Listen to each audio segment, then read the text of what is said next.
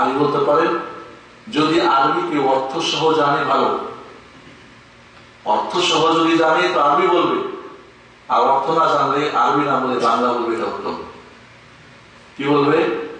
বাংলা বলবে, সেটাই তার জন্য উত্তম। কারণ আপনি তোতা পাখির মতো পড়লেন, কি বললেন, কোনো খবর নেই। তাহলে যদি আপনি আরবি সহ আরবি বাংলা অর্থ জানেন, ভাব অর্থ জানেন, বলেন ভালো, না হলে আপনি বাংলা বলেন, আরবি চাইতে তখন বাংলায় আপনার জন্য বলেন। আল্লাহ আমাদেরকে প্রকাশ্য অপ্রকাশ্য ফিতনা থেকে হেফাজত করুন, বানানো আশ্রয় দাও। আল্লাহ এই ফিতনা এখন মানুষ, জাতি, দেশ পতিত হয়েছে, পতিত হয়েছে। আল্লাহ এই ফিতনা থেকে আমাকে, আমাদের দেশকে সবাইকে তুমি নাজাত দাও। এভাবে দোয়া করতে থাকেন। এছাড়া ফিতনা দোয়া ছাড়াও আপনি বেশি বেশি করে দোয়া করেন, আল্লাহ যা আপনি আপনার ভাষায় পারেন এই ফিতনা থেকে বাঁচার জন্য, আপনি বেশি বেশি করে আল্লাহর কাছে ফিতনার জন্য বিশেষ দোয়া বা ফিতনা ছাড়াও বেশি বেশি দোয়া আপনি আল্লাহর কাছে আপনি কাকতি মিনতি করে দোয়া করেন। আজ আমরা জানি না কার দোয়া কখন দোয়া আল্লাহ কবুল করবেন। হতে পারে দেখা গেল যে বৃষ্টি যে পাপ করেছ সেখান থেকে চলে যাও, নাহলে বৃষ্টি হবে না। দেখা গেল সেই লোকটা না যাওয়ার পরও বৃষ্টি হলো, কারণ ওই লোকটারই দোয়া কবুল হয়েছে, কারণ সে ওইখানে তোবা করছে। এই জন্য 7 নম্বরে বেশি বেশি করে আমাদের তওবা ইস্তেগফার করা, তওবা ইস্তেগফার করা, তওবা ফিরে আসা আল্লাহর কাছে, ইস্তেগফার মানে ক্ষমা চাওয়া, এটা অত্যন্ত জরুরি। তওবা ইস্তেগফার আমাদের আল্লাহ আযাব থেকে, গজব থেকে, আল্লাহ নারাজি থেকে কি করেন, পরিত্রাণ একটাই উপায়, অনেক উপায় থাকতে হবে। বেশি বেশি তওবা ইস্তেগফার করা, আস্তাগফিরুল্লাহ ওয়া আতুবু ইলাইহি, আস্তাগফিরুল্লাহ। এর মানে কি নিজে আপনি ভুল দেখছেন, অন্যটা ধরতেছেন না, এই জন্য বেশি বেশি করে তওবা ইস্তেগফার করি আমরা।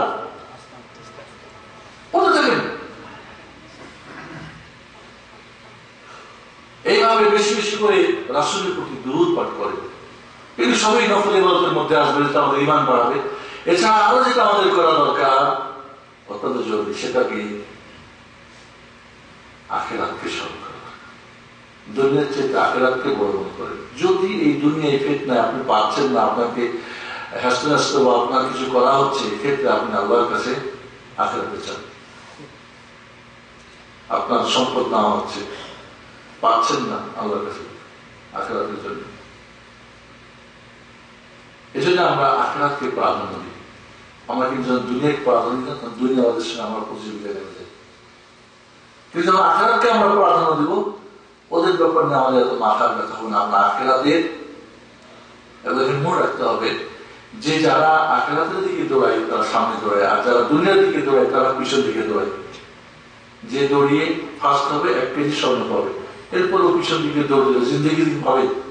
যারা সামনে যাচ্ছে না পাওয়ার কোনো আশা আছে, কিন্তু যে এদিকে দৌড়াচ্ছে তো কোনো আশাই নেই। এই জন্য আমরা আজকে দুনিয়াকে এত বড় মনে করেছি, যার ফলে ওইখানে সবাই প্রতিযোগিতা করে একে অপরকে মানে কি বলে ওকে পরভূত করে আমি কিভাবে আগাবো, এই নিয়ে আমরা চিল্লাচিল্লি করতেছি না। ফিতনার সময় আখিরাতকে বড় করে অগ্রাধিকার তো সবসময় দিতে হবে।